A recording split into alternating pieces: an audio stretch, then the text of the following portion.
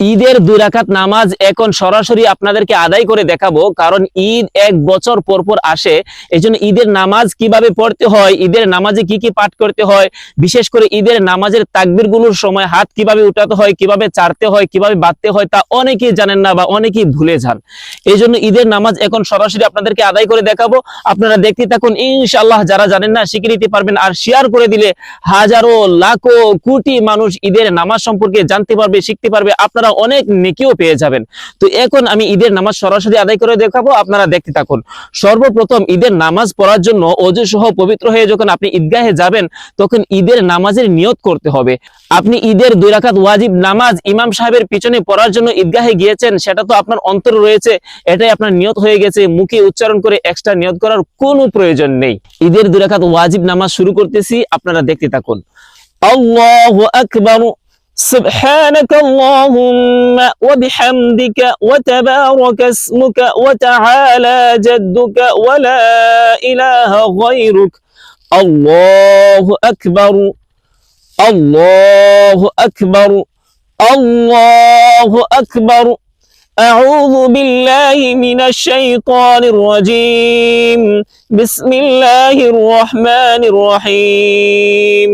الحمد لله رب العالمين الرحمن الرحيم مالك يوم الدين. إياك نعبد وإياك نستعين. اهدنا الصراط المستقيم صراط الذين أنعمت عليهم غير المغضوب عليهم ولا الضالين. آمين. بسم الله الرحمن الرحيم. ألم تر كيف فعل ربك بأصحاب الفيل.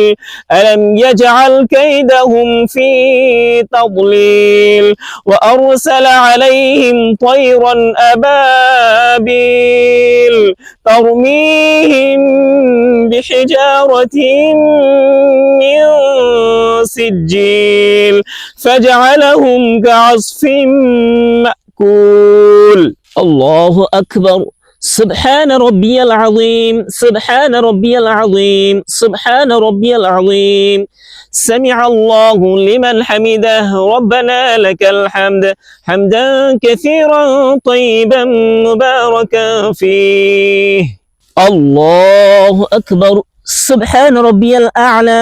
سبحان ربي الأعلى. سبحان ربي الأعلى. الله أكبر. اللهم اغفر لي وارحمني واهدني وعافني وارزقني. الله أكبر. سبحان ربي الأعلى. سبحان ربي الأعلى. سبحان ربي الأعلى. الله أكبر. بسم الله الرحمن الرحيم. الحمد لله رب العالمين الرحمن الرحيم مالك يوم الدين. إياك نعبد وإياك نستعين. اهدنا الصراط المستقيم صراط الذين أنعمت عليهم غير المغضوب عليهم ولا الضالين. آمين. بسم الله الرحمن الرحيم. لإيلاف قريش إيلافهم رحلة الشتاء والصيف فليعبدوا رب هذا البيت الذي أطعمهم من جوع وآمنهم من خوف. الله أكبر. الله أكبر. الله أكبر. الله أكبر. سبحان ربي العظيم. سبحان ربي العظيم. سبحان ربي العظيم. سمع الله لمن حمده ربنا لك الحمد حمدا كثيرا طيبا مباركا فيه. الله أكبر. سبحان ربي الأعلى. سبحان ربي الأعلى. سبحان ربي الأعلى. الله أكبر. اللهم اغفر لي وارحمني واهدني وعافني وارزقني. الله أكبر. سبحان ربي الأعلى سبحان ربي الأعلى سبحان ربي الأعلى. الله أكبر. التحيات لله والصلوات والطيبات. السلام عليك أيها النبي ورحمة الله وبركاته.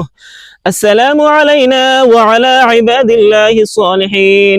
أشهد أن لا إله إلا الله وأشهد أن محمدا عبده ورسوله. اللهم صل على محمد وعلى آل محمد كما صليت على إبراهيم وعلى آل إبراهيم إنك حميد مجيد. اللهم بارك على محمد وعلى آل محمد كما باركت على إبراهيم وعلى آل إبراهيم إنك حميد مجيد. اللهم إني ظلمت نفسي ظلما كثيرا ولا يغفر الذنوب إلا أنت فاغفر لي مغفرة من عندك وارحمني إنك أنت الغفور الرحيم. السلام عليكم ورحمة الله. السلام عليكم ورحمة الله. আলহামদুলিল্লাহ, ঈদের 2 রাকাত ওয়াজিব নামাজ আদায় করলাম।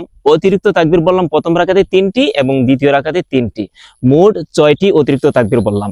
আমাদের এই ভারত উপমহাদেশের উলামায়ে কেরাম, হানাফি মাযহাবের উলামায়ে কেরাম এবং আমাদের দেশের ভিজ্ঞ উলামায়ে কেরামের মতে অতিরিক্ত তাকবীর প্রথম রাকাতে হবে 3টি এবং দ্বিতীয় রাকাতে হবে 3টি। তবে এই অতিরিক্ত তাকবীর নিয়ে অনেকগুলো মত রয়েছে। আপনি যে মত অনুসরণ করেন সেটার উপর আমল করতে পারবেন, কোনো সমস্যা নাই, এখানে ঝগড়াঝাটি করার কোনো প্রয়োজন নেই। তবে প্রথম রাকাতের অতিরিক্ত তাকবীরগুলো বলার নিয়ম হলো, আপনি যখন সানা পাঠ শেষ করবেন, ইমাম সাহেব সানা পাঠ করা শেষ করবেন, এরপরে ইমাম সাহেব আল্লাহু আকবার বলবেন, আপনি আল্লাহু আকবার বলে হাত উঠাবেন, ছেড়ে দিবেন।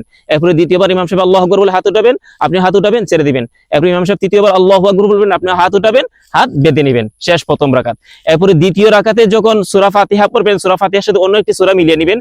এরপর 3 বার ইমাম সাহেব আল্লাহু আকবার বলবেন, অতিরিক্ত 3টি তাকবীর। আল্লাহু আকবার, হাত ছেড়ে দিবেন, আল্লাহু আকবার, হাত উঠাবেন, ছেড়ে দিবেন, আল্লাহু আকবার, হাত উঠাবেন, ছেড়ে দিবেন। এবং 4 নম্বর বার ইমাম সাহেব যখন আল্লাহু আকবার বলবেন, তখন এই 4 নম্বর তাকবীরটা আর অতিরিক্ত তাকবীর না, সেটা হচ্ছে রুকুর তাকবীর। আল্লাহু আকবার বলে রুকুতে চলে যাবেন, ওই 4 নম্বর তাকবীরের সামনে আপনি হাত উঠাবেন না। আশা করি বুঝতে পেরেছেন। এবার শেয়ার করে দিলে ইনশাআল্লাহ হাজারো লাখো কোটি মানুষের উপকারে আসবে।